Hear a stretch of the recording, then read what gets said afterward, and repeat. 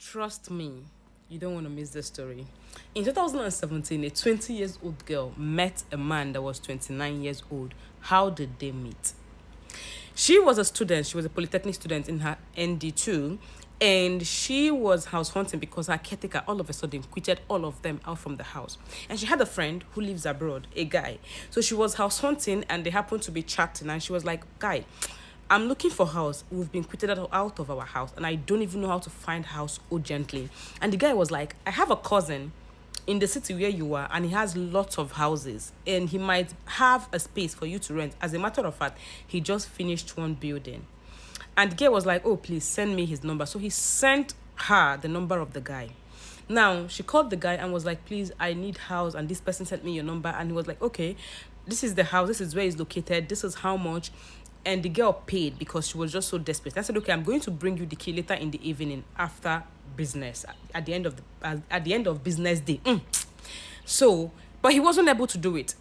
This girl kept calling, something came up and he couldn't bring that key that day. So when he got back at night, he called her and he apologized. And I said, I'm sorry, I left you stranded, but I had a good reason and I'm going to try and make it up to you. So the next day, after he took the girl to go and see the house and gave her the key, he just said, okay, let me make it up to you. So let me take you out to eat. So he just went to a nearby restaurant, nothing to, just casually, just took her to a nearby restaurant and they bought food and they ate.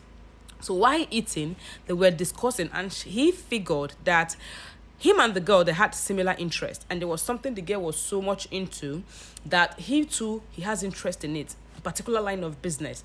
And he was like, okay, you could actually help me with this and I can help you with it. So let's just keep in touch. So they continued their friendship.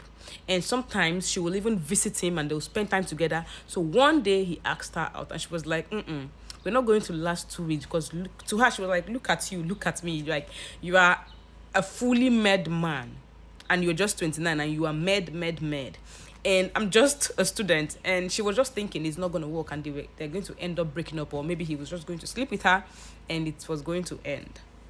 And I said, okay, since you're going to challenge me, let's get on it as a bet.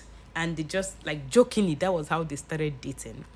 So they started dating. She would always visit him, but whenever she's writing exam, he would tell her, don't come to my house. If he's coming back from work, he will buy her everything she needs, fruits, anything that can help her concentrate, because he was so encouraging. He will support her, he will encourage her, he wants her to stay focused on her education. So he was just like a perfect man, like a keeper. So this continued until the girl will always pass her exams, and he always have this challenge, like, if you get a number of A's, I'm going to give so things. That's how he used to do. So it kept the girl encouraged to always study hard, and he kept to his promises. He would buy her different things, maybe phone, clothes, or give her money whenever her results came out. Now after her ND2, she said she didn't want to go for HND, she wants to go for degree. So she wrote JAMB, and luckily she got admission out of state and she left the state. Now, when she got to the new place, this guy was so conscious to keep her company because she was in a new environment and she might be lonely. So he will always call her, they will always talk, he would talk her to sleep and wake her up. Like, he was so sweet that you can't even believe that this is someone that is at this level. And let me tell you something else. They never actually had sex. Because at the time they met, the girl was a virgin and he didn't want to take advantage of her and she wasn't ready. So the relationship was strictly very pure, sweet and nice. So she moved and they kept talking and they kept talking and they kept dating for years, and she would always visit him. And later he relocated to Abuja because he expanded his business and he relocated. So she would always visit him from school. She would go and visit him in Abuja, and they kept their relationship was okay. Then sometime in 2020, this was 3 years into their relationship, the girl called him, and remember during Corona, and was like, hello babe, I'm not feeling fine. And he was like, babe, let me call you back, I'm busy. So she felt okay that he dropped the call, but he didn't, because she called his small line. You know how businessmen used to have small phone and have a big phone. So he threw the phone into his car pigeonhole, like that hole in the car.